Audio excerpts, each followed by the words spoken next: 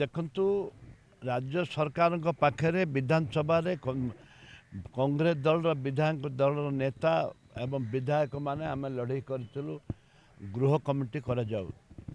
କିନ୍ତୁ ଦୁର୍ଭାଗ୍ୟ ଗୃହ କମିଟି କରିବା ବଦଳରେ ସେମାନେ ଆମକୁ ସସ୍ପେଣ୍ଡ କଲେ ଏବଂ ମୋତେ ଦୁଇ ଥର ସସ୍ପେଣ୍ଡ କଲେ।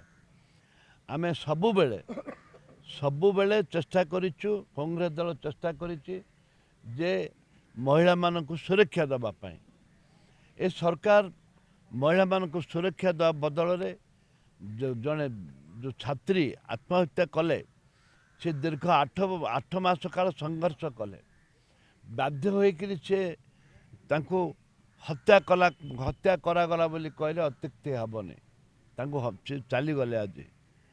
ଏବଂ ଆମର ନେତା ରାହୁଲ ଗାନ୍ଧୀ ତାଙ୍କ ବାପାଙ୍କ ସହିତ ଆଲୋଚନା କଲେ ଏବଂ ଆମର କ୍ରାନ୍ତିକାରୀ ନେତା ଭକ୍ତଚରଣ ଦାସ ଓଡ଼ିଶା ବନ୍ଦ ଡାକରା ଦେଲେ। ଏଥିରେ 8ଟି ଦଳ ସାମିଲ ହେଲେ।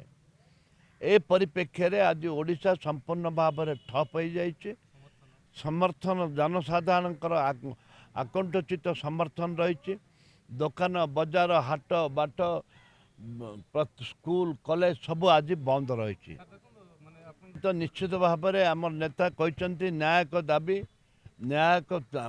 ଦାବି ଆମେ ରଖିଛୁ ଏବଂ ଆମେ ଆସନ୍ତା ଦିନରେ ମଧ୍ୟ ଖାଲି ବନ୍ଦ କରିକି ଆମେ ତୁନି ପଡ଼ିବୁନି। ଆସନ୍ତା ଦିନରେ ମଧ୍ୟ ରାଜରାସ୍ତାରେ ଲଢ଼େଇ କରିବୁ, ଯେଉଁ ପର୍ଯ୍ୟନ୍ତ ସରକାର ଠୋସ୍ ପଦକ୍ଷେପ ନେଇନାହାନ୍ତି।